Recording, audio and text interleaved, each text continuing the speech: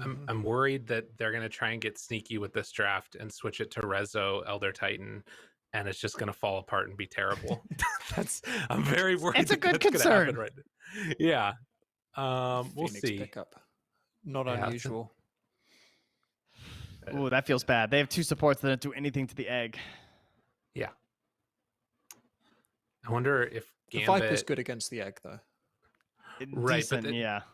They could just Mars here on Gambit afterwards, right? And then what do? You feel very sad.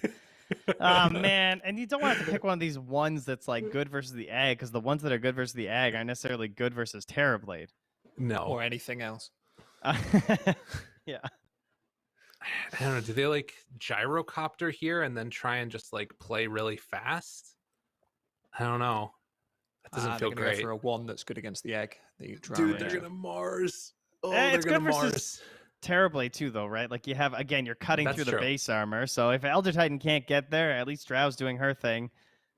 But okay, they want that. Okay.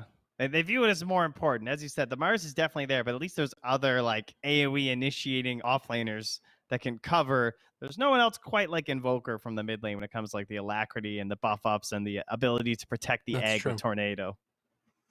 Yeah, I think it's really good against the Drow as well. Yeah, just get in there. Yeah, and I guess that also it's like another like hero that Laranov just feels really comfortable on. But yeah, they're going to ban out the Mars. I mean, against the other two ranged cores already, it feels like it'd just be so good that you can't, like, if they're valuing the Invoker more, that's fine. But like, you can't give them Mars on the second phase of it afterwards for sure. Well, they are banning that Mars.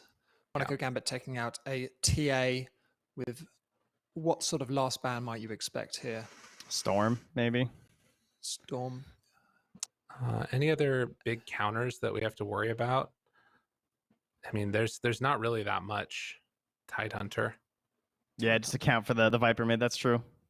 Okay. I think Tide would be a sick way to actually set up for this Elder Titan to make it a little bit more realistic that you're going to get off some of these bigger spells to bring down the Terrorblade, right?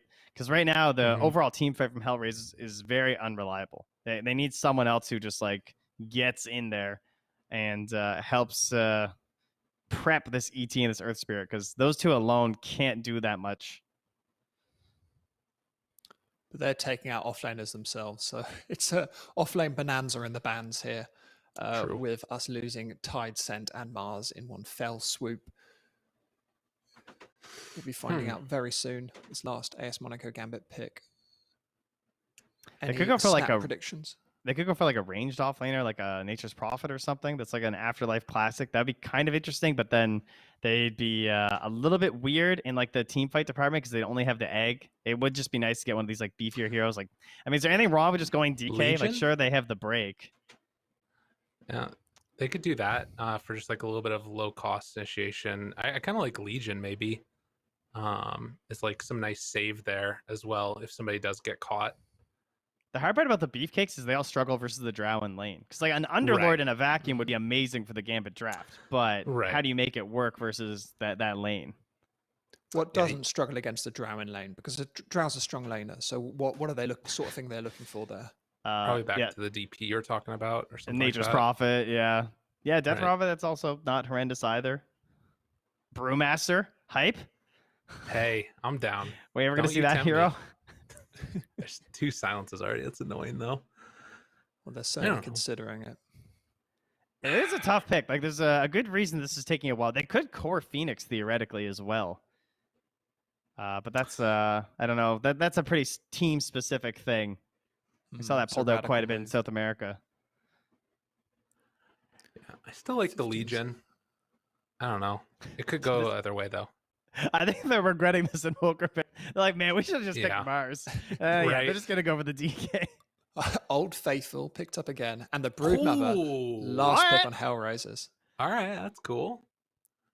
With Resolution taking it to the off lane. And that was the long con right there, right? All set up from this like Viper at the beginning to like making you worry about various different heroes that you could go for. You're so focused on the Drow that you wind up getting a Broodmother here in the end. Pretty good Brood game. I would say they don't have a lot of heroes that want to be at a tower at level 6 to fight this Broodmother.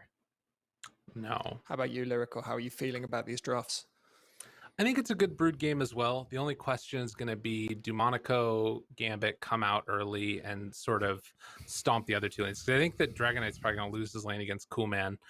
So how do the other two go? If Lorenov has like a sort of balling out game, I think it's a lot on the Invoker. Invoker needs to have a good one. And if he's able to make something happen here early, then they can probably do it. But I'm feeling it for HellRaisers this game. Great. Well, good to hear. An exciting game to come up, I'm sure. I'm feeling like a little bit of a third wheel, so I'm going to leave you guys to it and hope you enjoy the game. And we're back. Oh, thank God he's gone. Unbelievable. Finally.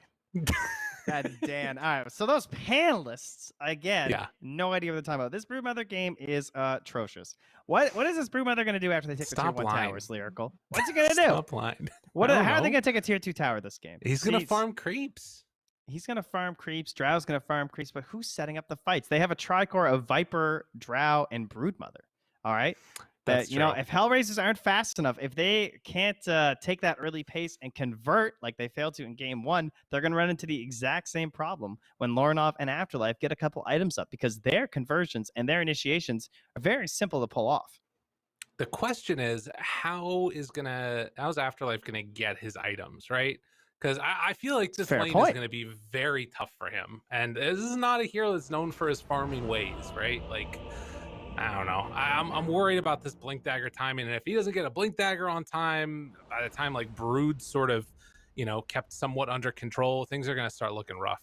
IMO.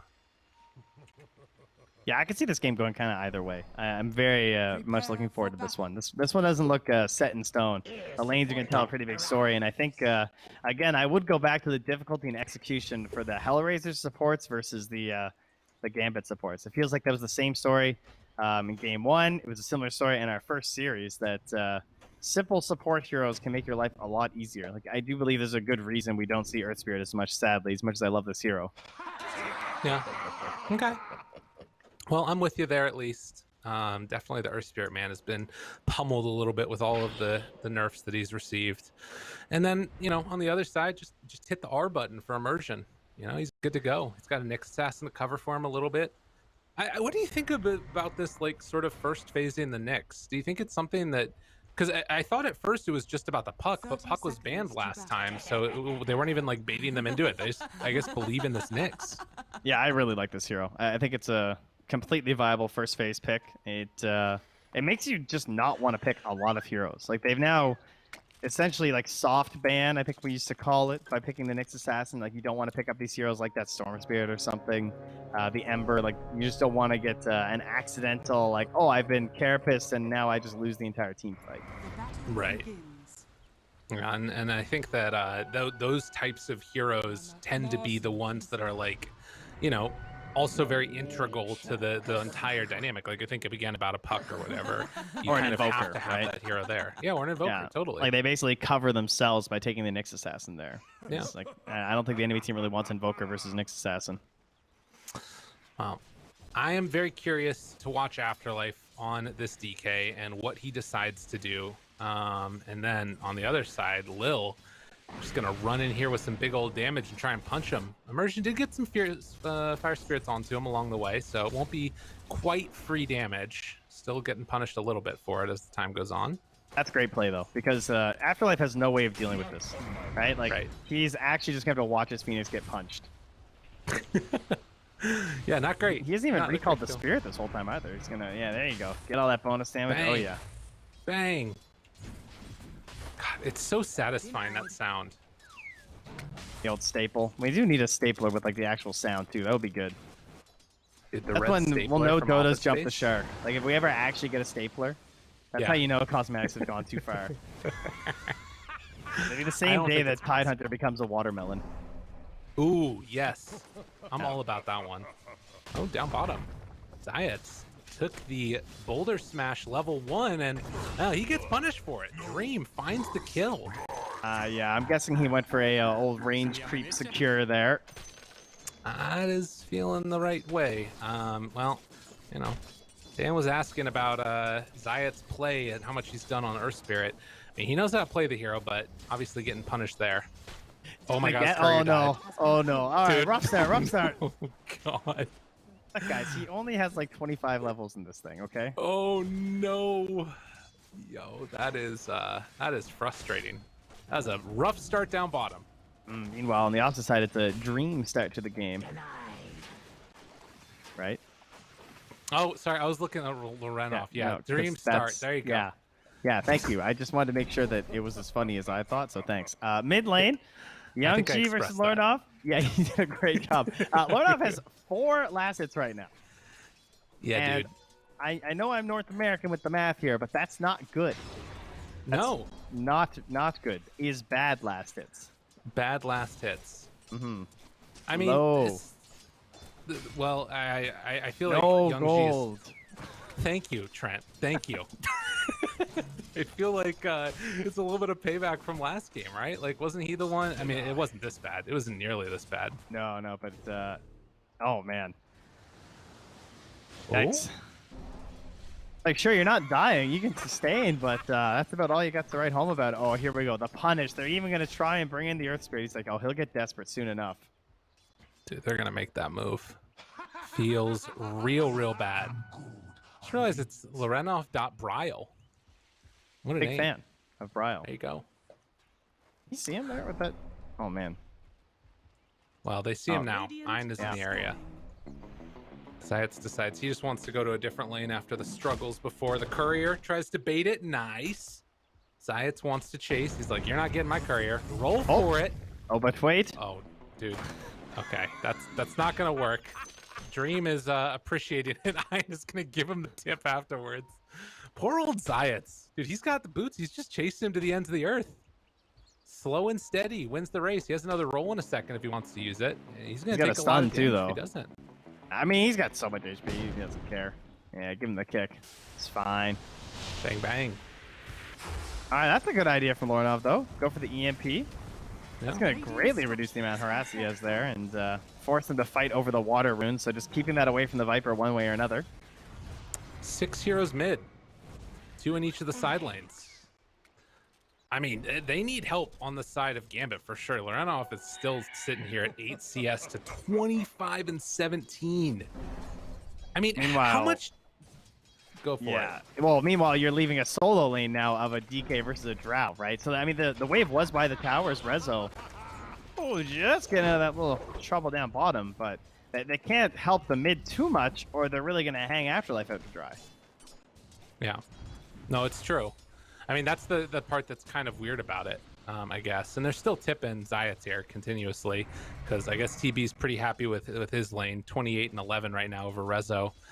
It feels weird, though. Like, how much do you think that this sort of shutting down that we're seeing mid matters? Because I feel like, you know, in the past, it was like you would just lose the game off of this. But do you think it's that big of a problem for this Invoker? Do you think it's, like, recoverable?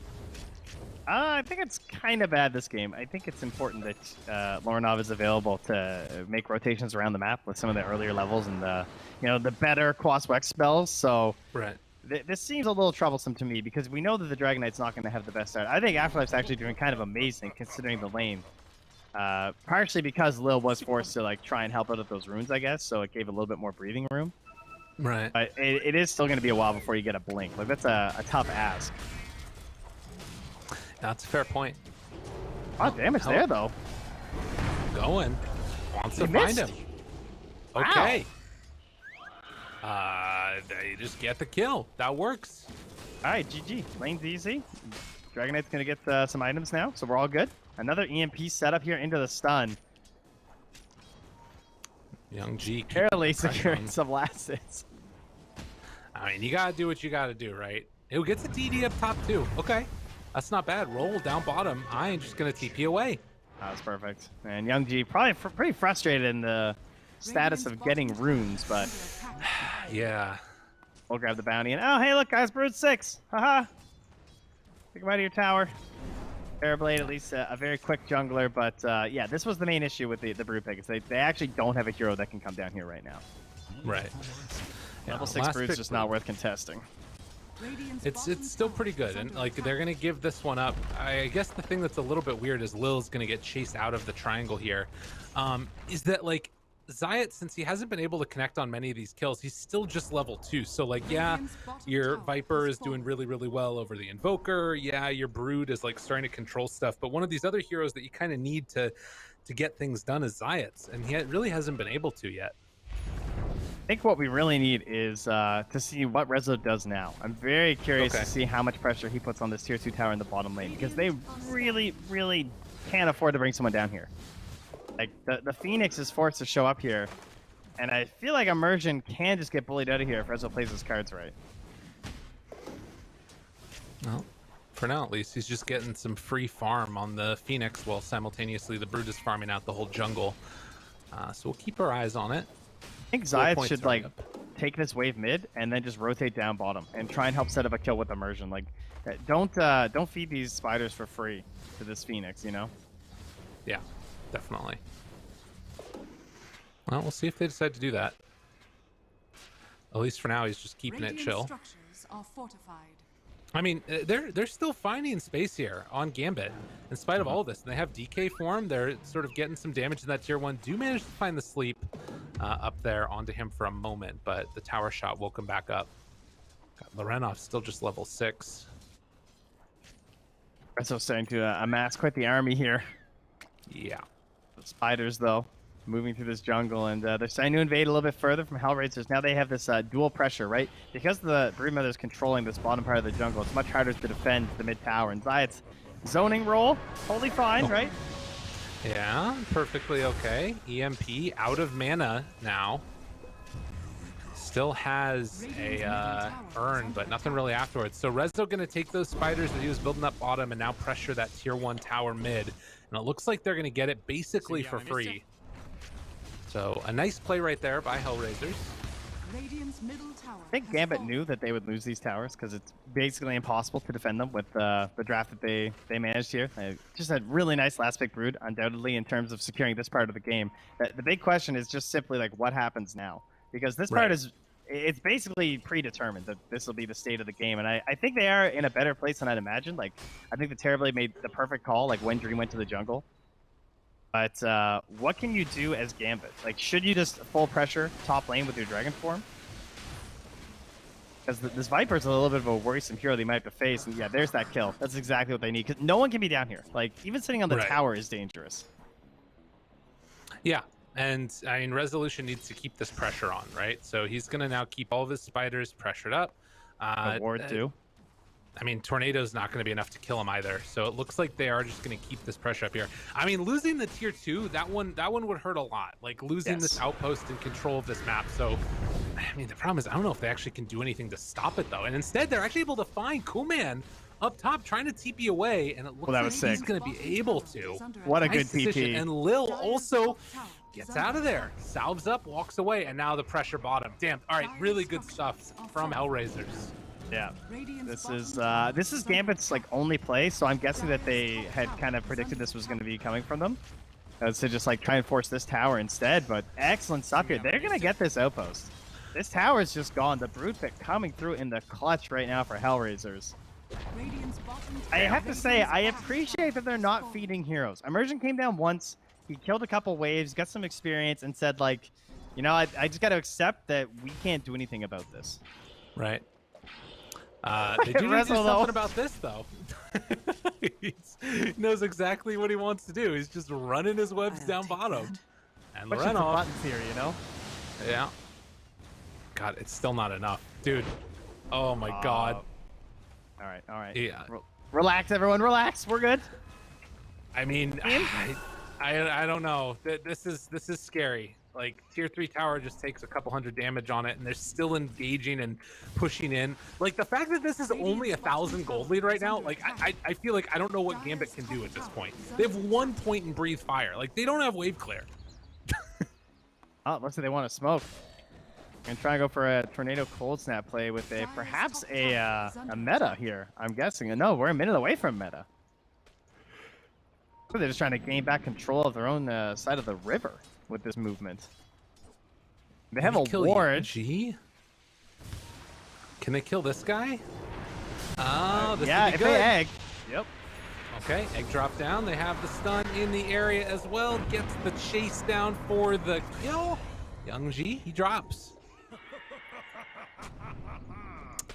All right, that's not bad, right? You'll take that, 100%. Totally. Unfortunately, you are still again gonna be missing out a lot on XP because of this outpost. You don't see this happen very often, where it's taken at like the 11-minute mark. So we'll have to keep an eye on how much that's affecting the experience gain this game. But now there's no egg down bottom too, so this does make things a little bit easier for Rezo. It's now less likely that they can create some sort of a combination of abilities to kill him. And he even goes for the hood here too, so he wants that pipe to help protect the spiders from this magic damage. Dude, this tier 3 is getting weak for 12 minutes. Yeah, this is really scary. He did get the fire spirits. Oh, wait a minute. Resolution. If he goes down right here, this would be huge. But they're not going to be able to get him. Oh, he just walks away. Dude. Afterlife is actually closer to the blink than I imagined. Okay. That's not bad. Considering the status of this game and the way it's been played out on this entire bottom half of the map, you got to be a little bit pleased about that as Gambit. True. I mean, so now, again, it's like they're playing the best that they can with the draft that they've got, but the draft that they've got just really doesn't have answers yet for all these spiders, and now they're bringing the rest of the team.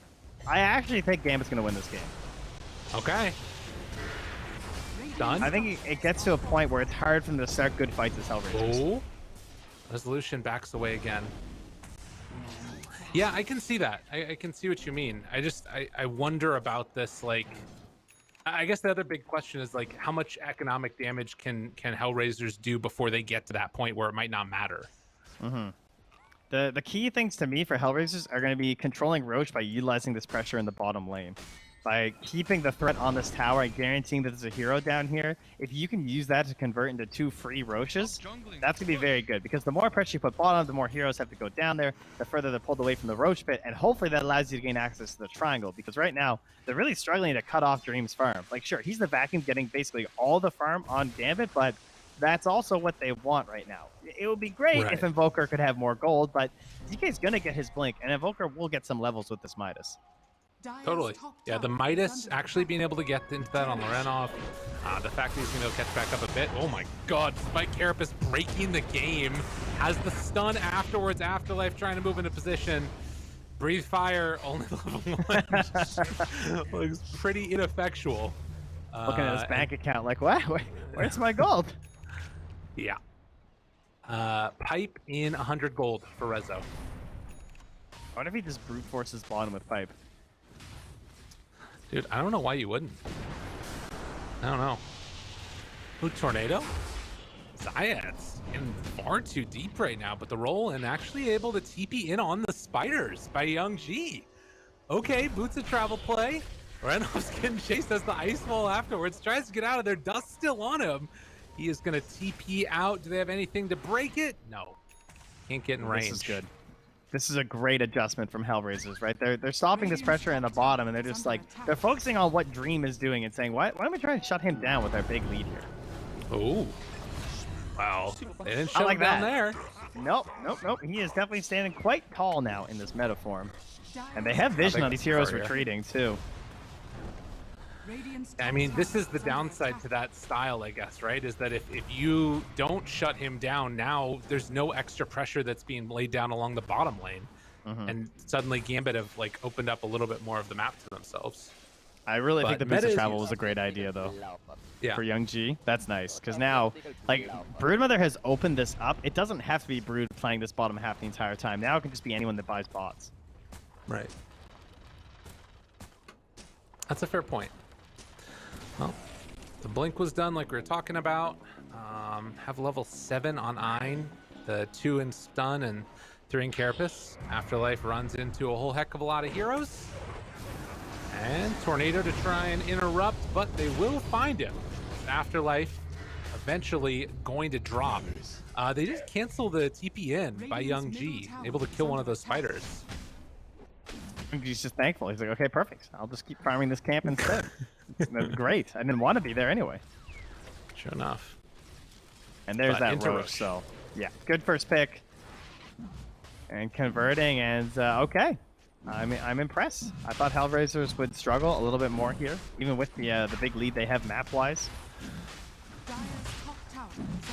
If we put this on Kuman, assumedly.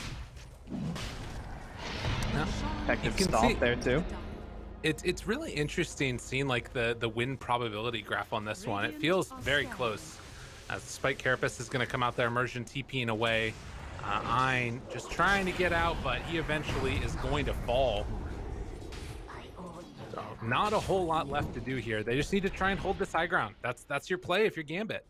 Yeah, don't give away kills. They've done such a good job, considering the state of the map, again, to not give away a lot of free kills. They only have 4 kills, despite controlling the vast majority of the map throughout this whole game. But yeah, that's going to get a little bit harder now as they get more items. They're going to get a little bit faster. The initiations will be stronger. The mobility in general is just going to be raising up between these 4 staffs and boots of travel. So it's going to be harder for this Nyx Assassin and this Phoenix to play a little bit sneakier outside of the high ground. The other thing that I think we're really feeling now is going to be that XP lead with the outpost being gone for so long. Like, you look at the difference in XP and it's almost 7,500. And levels are something that you like have to have on that Invoker. Like, still just being level 11 right now at 17 minutes, it's pretty rough. Yeah, and they've had some moments where they've actually been playing like pretty tight as well on HellRaisers, so you'd think that might hurt them XP wise, but not the case when you have double outposts for this long. Yeah. Well, easy. He's just done. They just silence, nice ward on the high ground. They're gonna know about that, but they got themselves a free kill. And oh yeah, go for the solar crest on Rizzo, huh? Smoke up now. They have that pipe ready, like we talked about. And I wouldn't have minded seeing maybe even Gambit just try and throw some bodies at that outpost to hold it a little bit longer, because it can make a difference. But meanwhile, dives in, gets silenced mid-hit.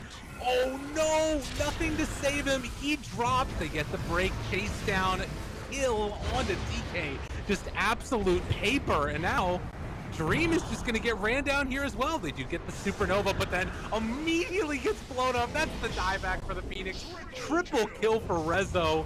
Can send the spiders in if they want. Roll forward, kick, silence, done. Ultra kill for Rezo. And I don't know, that might just be it. They're looking so much better off of this strategy compared to the last game. Like, part of it is just having the better heroes for taking objectives. There's no doubt about that. But they're also just playing better across the entire map. Few mistakes this time, and mostly like, you know, you never really want to chalk up a win completely to draft, but this was a amazing Broodmother pick.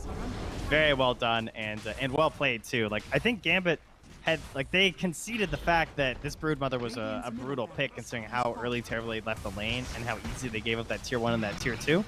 Right. But, you know, they weren't, I thought they'd be able to find that sniping moment because of how well they played previously, but they just call it, and I don't blame them.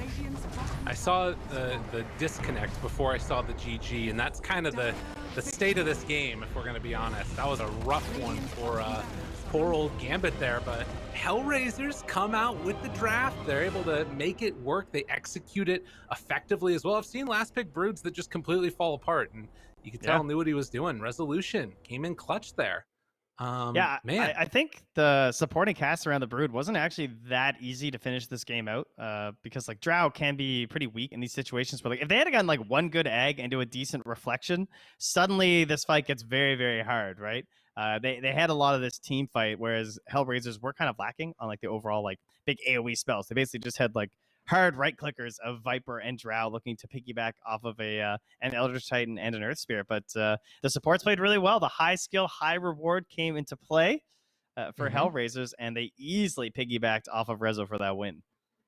Well, very impressive showing for sure. And we'll see if anything get changed in game number 3. Our first time going to game 3. Let's do it. But first, do a quick break. I promise.